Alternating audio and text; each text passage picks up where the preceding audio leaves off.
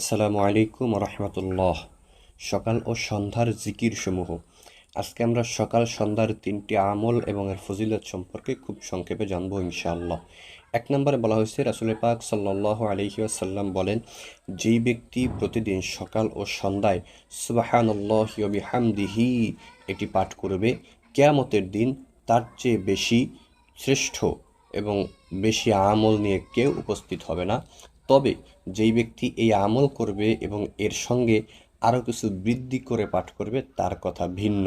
এ সুবহানাল্লাহি ওয়া বিহামদিহি এই জিকিরখানার এত ফজিলত। দর্শক, এই হাদিসখানা রয়েছে, যে হাদিসখানা বললাম, সহিহ মুসলিম শরীফের ৭০১৯ নম্বর হাদিস, আবু দাউদ শরীফের ৫০৯৩ নম্বর হাদিসের মধ্যে অত্র আমলখানা উল্লেখ রয়েছে। ২ নম্বরে যে দোয়াটার উল্লেখ করা হয়েছে, রাসূল সাল্লাল্লাহু আলাইহি ওয়াসাল্লাম বলেন, যেই ব্যক্তি প্রতিদিন সকালে ও সন্ধ্যায় ৩ বার এই দোয়াটা পাঠ করবে, বিসমিল্লাহিল্লাযী লা ইয়াদুররু মা ইসমিহি শাইউন ফিল আরদি ওয়ালা ফিস সামাই ওয়া হুয়াস সামিউল আলিম। যেই ব্যক্তি এই দোয়াখানা পাঠ করবে, আসমান ও জমিনের মধ্যে তার কোনো প্রকারের ক্ষতি কেউ করতে পারবে না। সে যদি সকালে পাঠ করে ফজরের পরে, তাহলে সারাদিন সে ক্ষতি থেকে মুক্ত থাকবে।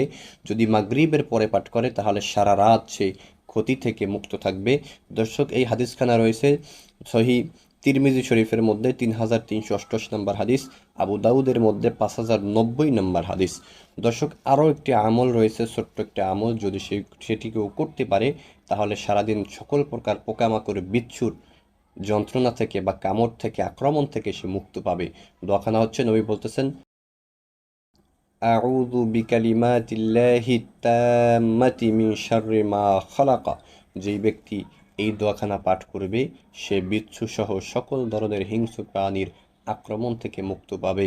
এই হাদিসখানা রয়েছে সহিহ মুসলিম শরীফের ৭০৫৫ নম্বর হাদিস।